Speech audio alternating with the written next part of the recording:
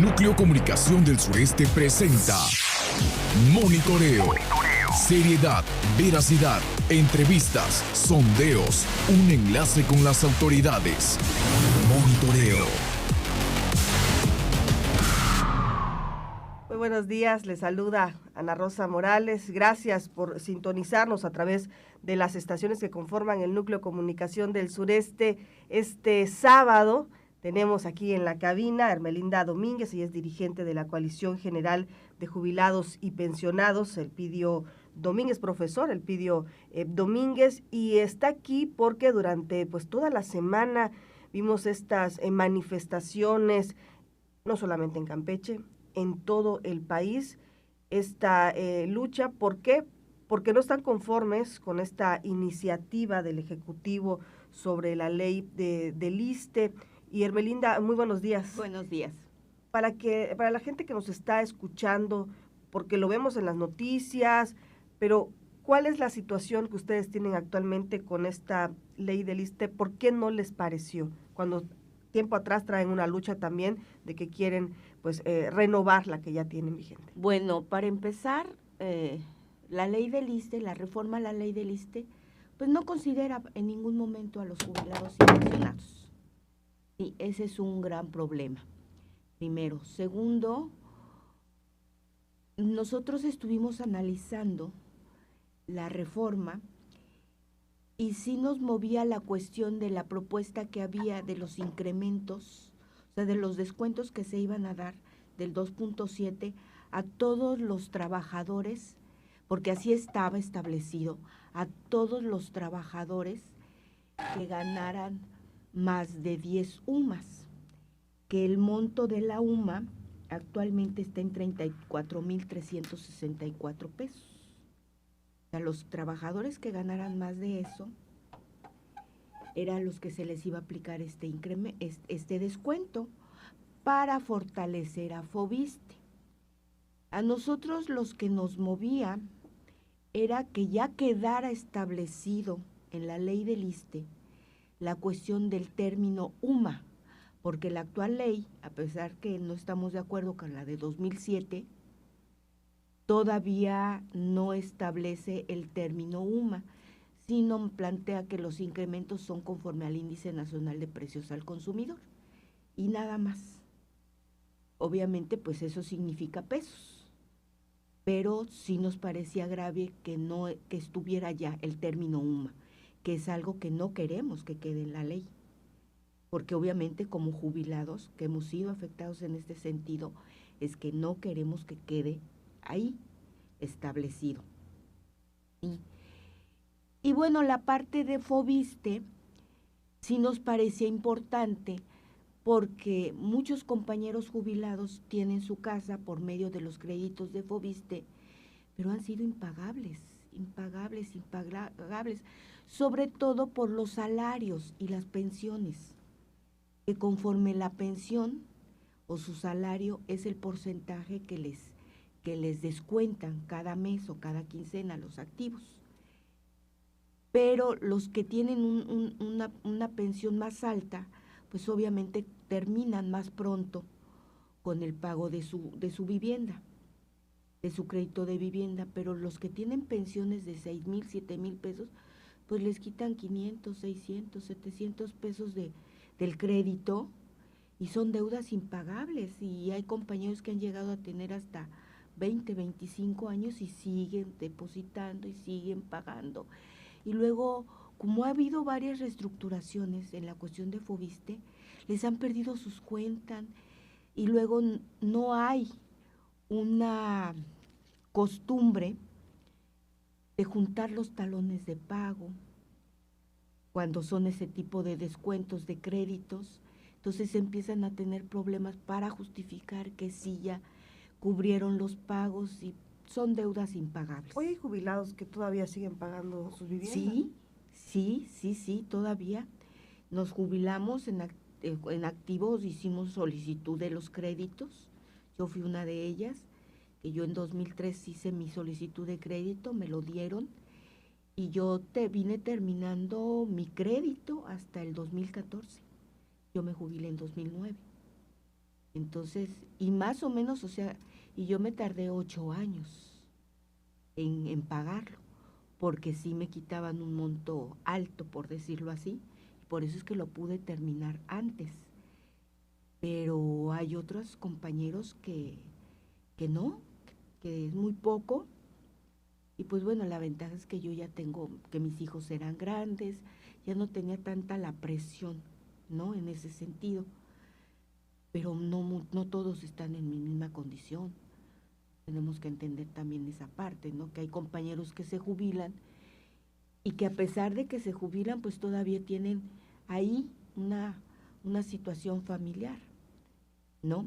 Que apoyan a los hijos, que a los nietos, que es toda una cuestión familiar que ya también es un uso y costumbre muy familiar aquí en Campeche.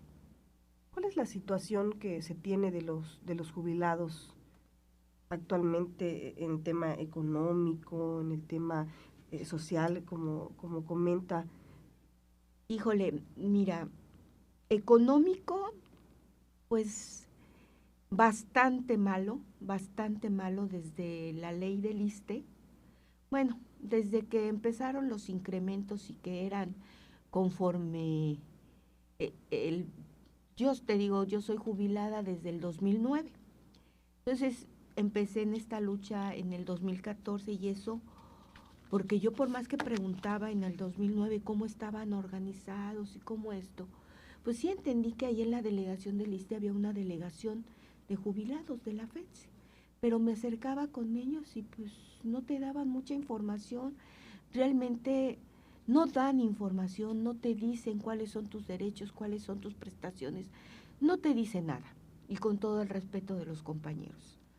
O sea, y yo pues traigo una trayectoria de lucha de muchos años sindical, y para mí la FETSE siempre significa un sindicato charro. ¿Qué significa eso? Un sindicato, una federación que siempre ha estado a favor del gobierno en turno, ¿sí? Porque obviamente pues ahí iban sus prebendas, ¿no? De cada uno. Yo no sé si a los compañeros de esta agrupación de jubilados se les dé uno, se los dé, pero yo creo que no, porque pues sí cobran cuotas para subsistir, y el único beneficio es que ellos sí tienen un local ahí en el edificio del ISSSTE, nosotros no, nosotros tenemos que andar trajinando, viendo dónde nos establecemos, y te digo, no da ninguna información. Yo cuando me entero de esta lucha de la coalición, fue finales del 2013, principios de 2014, por compañeros de mi misma institución, que están en Mérida, en Yucatán, y pues voy y platico con ellos y me empiezan a comentar, me dan los teléfonos de los compañeros de la coalición, me contacto con el profesor Vicencio, en ese momento presidente, y ya me empieza a explicar, y es que esto me interesa. No, pues es así como en 2014 se forma la coalición aquí en el Campeche, que en ese momento empezábamos con la demanda del 02 y del 03, bono de previsión social múltiple y bono de despensa, que hasta la fecha son 100 y 120, ¿sí? En aquel momento juntamos 400 compañeros que ingresamos 200 demandas.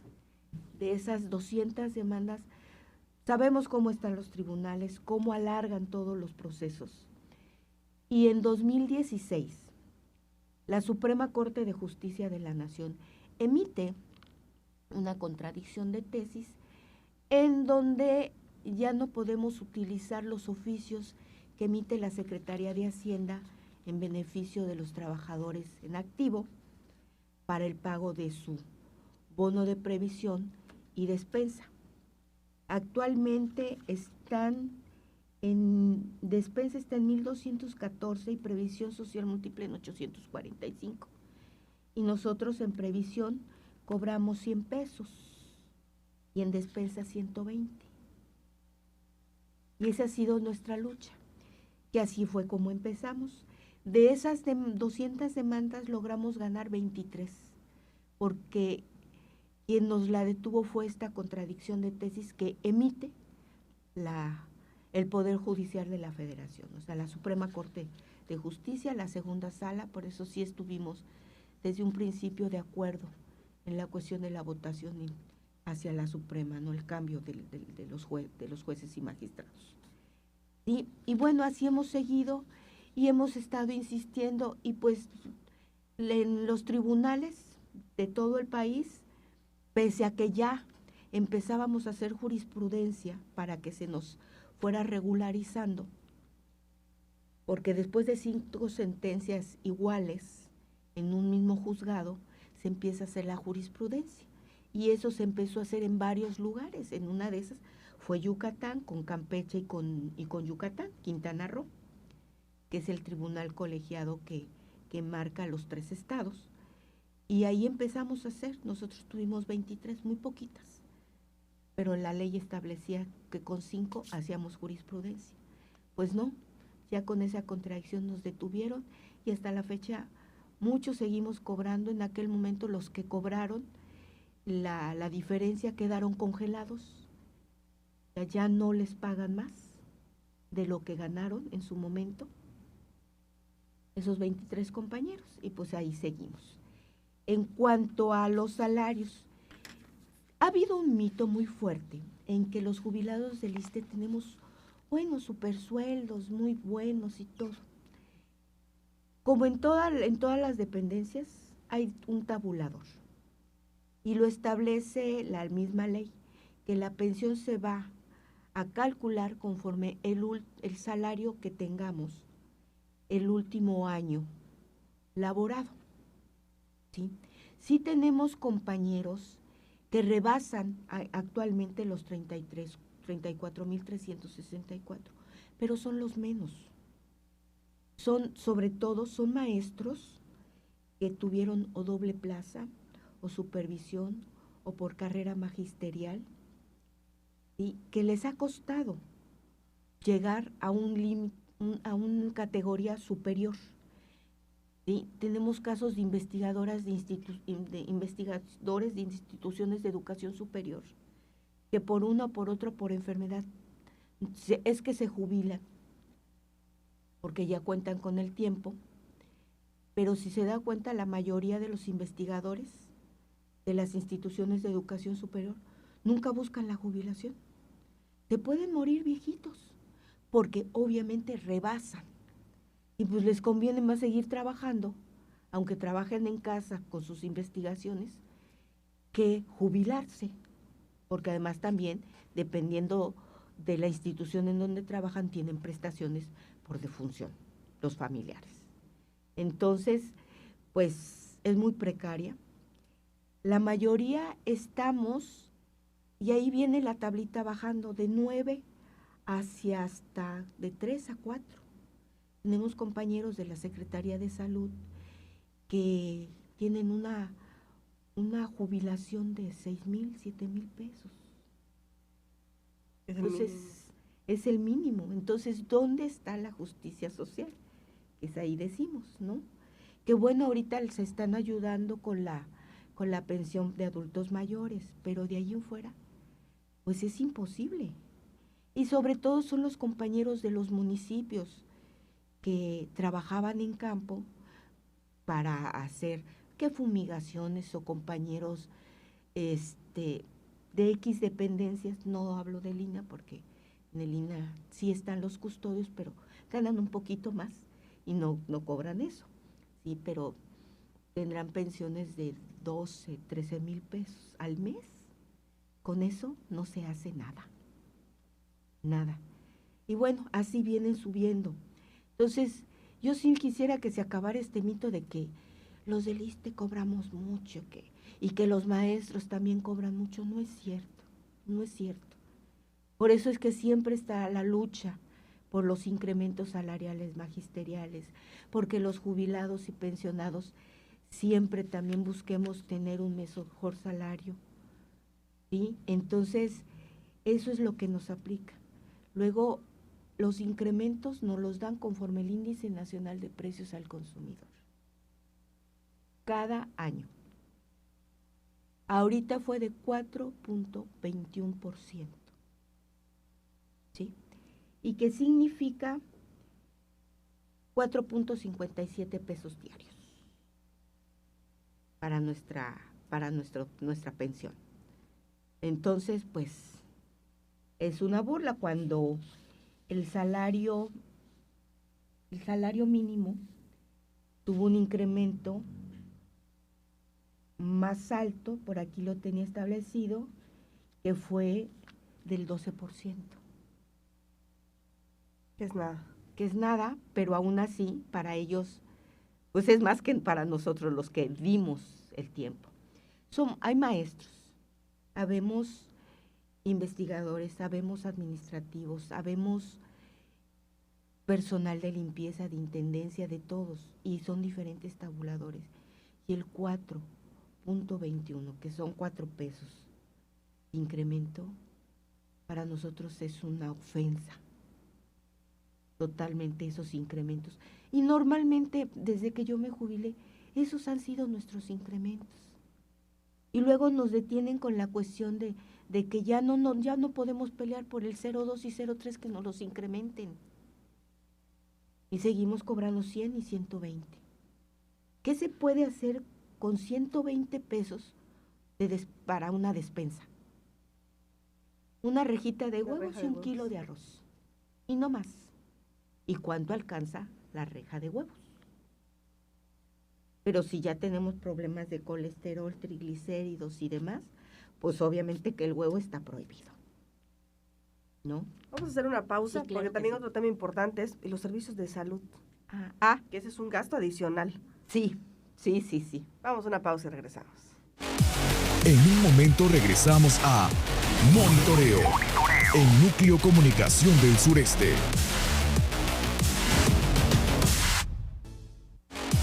Continuamos con Monitoreo, en Núcleo Comunicación del Sureste. Está hoy en Monitoreo Hermelinda Domínguez, dirigente de la Coalición General de Jubilados. A ver, es Coalición Nacional de Jubilados y Pensionados, profesor Elpidio Domínguez. Estamos hablando precisamente sobre la situación que hoy están pasando estos jubilados, además de esta iniciativa de la ley del ISSSTE, que esta semana la presidenta dijo, pues la vamos a detener ante estas manifestaciones que hubo en todo el país, situaciones que se están dando. E incluso, antes de que entremos de lleno a este tema de salud, ayer señalaba la Secretaría de Educación que con estas marchas, los maestros que han participado, que iban a hacer una revisión para quienes están faltando a clase, para ir a estas manifestaciones, aunque ellos también aceptaban que la mayoría son jubilados y pensionados los que han estado asistiendo. Hubo jubilados y pensionados, maestros, compañeros, y hubo trabajadores de la educación, ¿sí?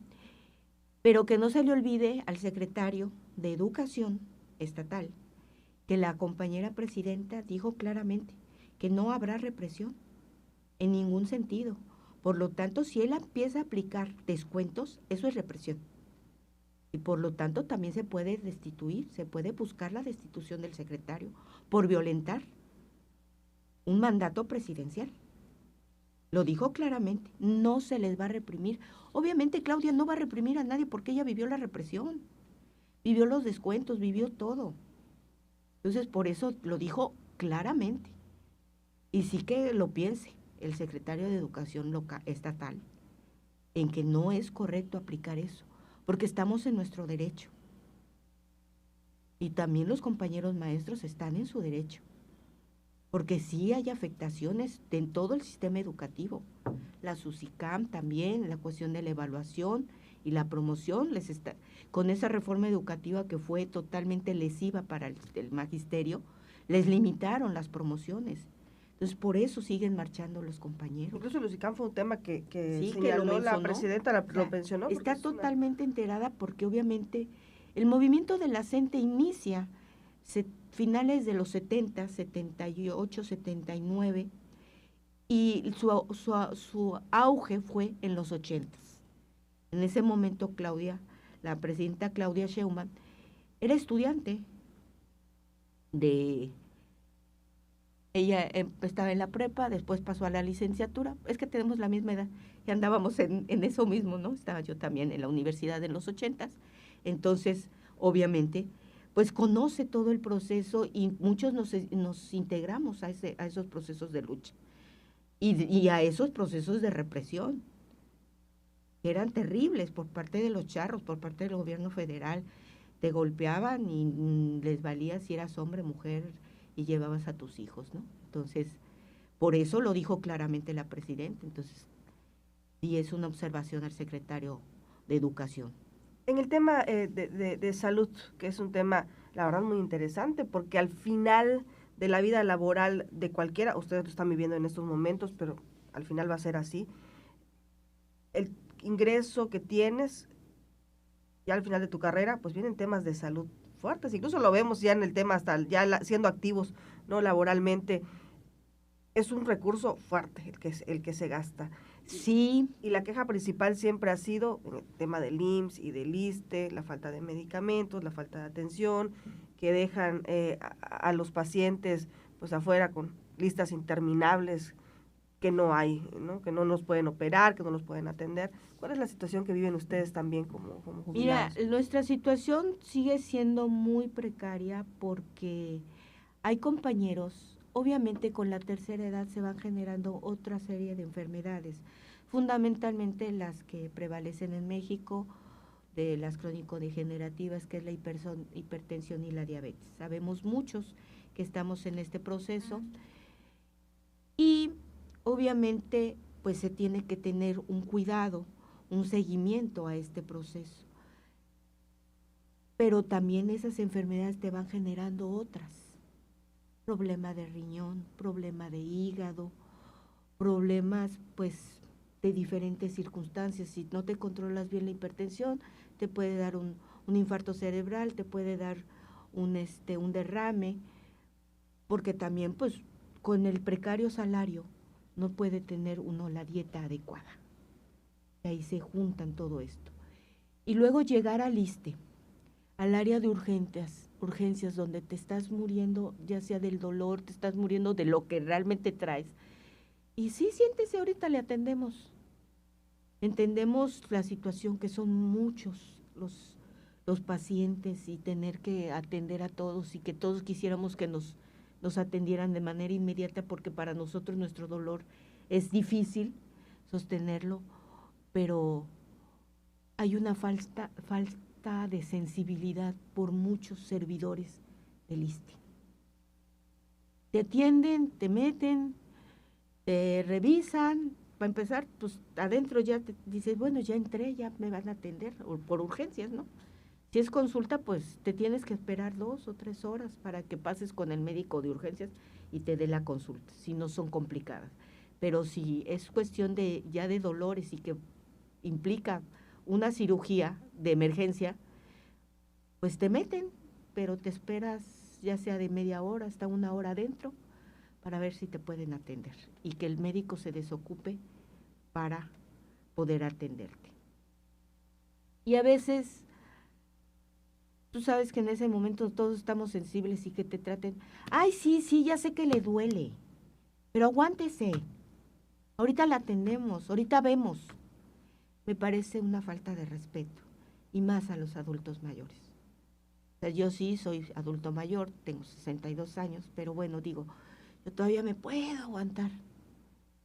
Pero hay compañeros ya de 70, 72 años que a duras penas sí pueden sostenerse y estar con un dolor y todo, y que los traten así, yo creo que no.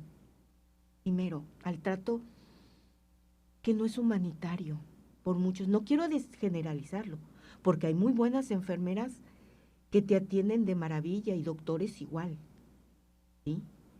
Pero hay otros que la parte administrativa igual, no todos son así, pero simplemente vas y gestionas algo, sí, espérame, y tú estás viendo que se están tomando el café, que están chateando por el teléfono, y que están en el chisme, jijiji, jajaja.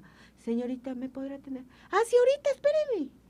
Y te dejan ahí esperando más de media hora, ¿no? Y luego llevas el papel. Ok, espéreme, ahorita se lo paso al director. Y regresan a lo mismo. Otra hora. Y tú les preguntas y, Ay, ahorita, ya le dije que ahorita, siéntese, ahorita le hablo. Y lo digo porque a mí me lo han hecho. A mí no me gusta decir, es que yo soy la vicepresidenta de la Coalición Nacional de Jubilados y Pensionados.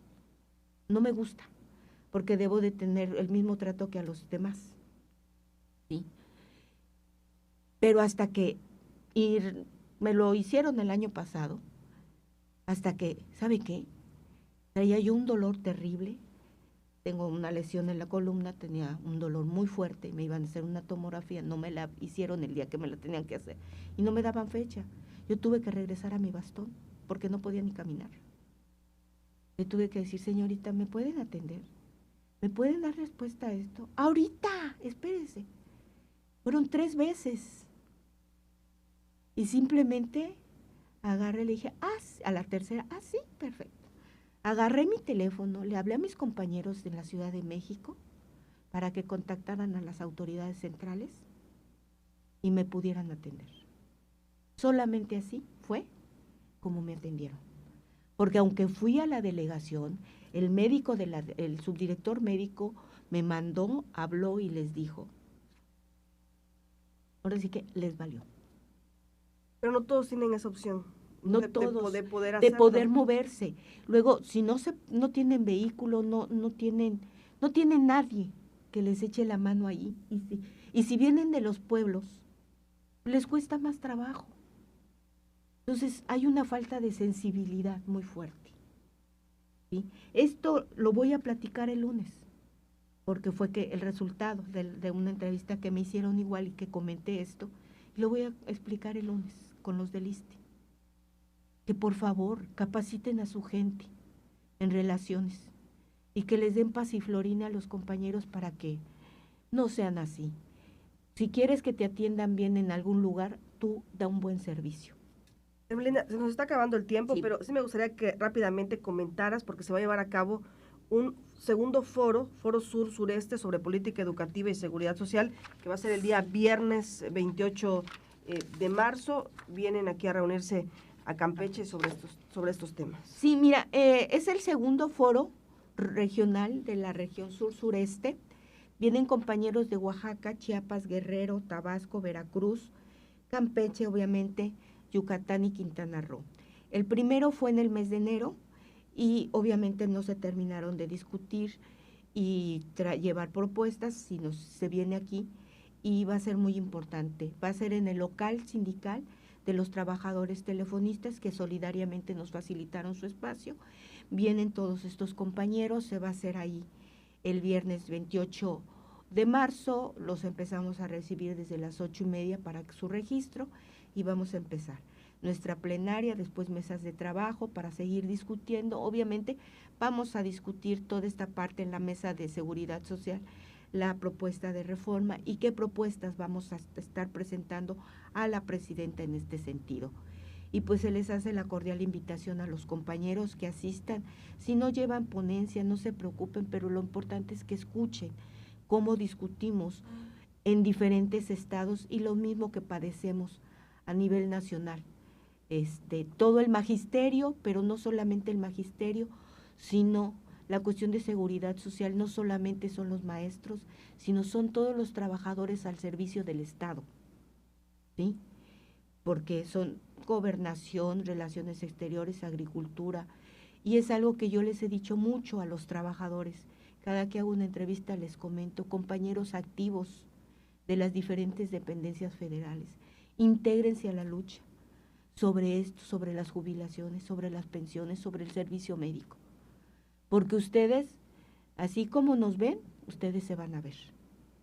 Así de simple, ¿no? Es importante informarse, incluso lo decía ayer la misma presidenta, luego de que pues para esta iniciativa, dice, se lo voy a leer textualmente, se retira a través de la Secretaría de Gobernación la reforma a la ley del Instituto de Seguridad y Servicios Sociales de los Trabajadores del Estado, que se presentó al Congreso de la Unión, que fue el pasado 7 de febrero de este año, con el objetivo de evitar desinformación sobre la iniciativa y seguir apoyando pues a los maestros, a los trabajadores claro. En general, particularmente, bueno, en el tema de estas deudas impagables que bien comentabas, Hermelinda, con los créditos del FOBISSSTE. Entonces es importante asistir a estos foros.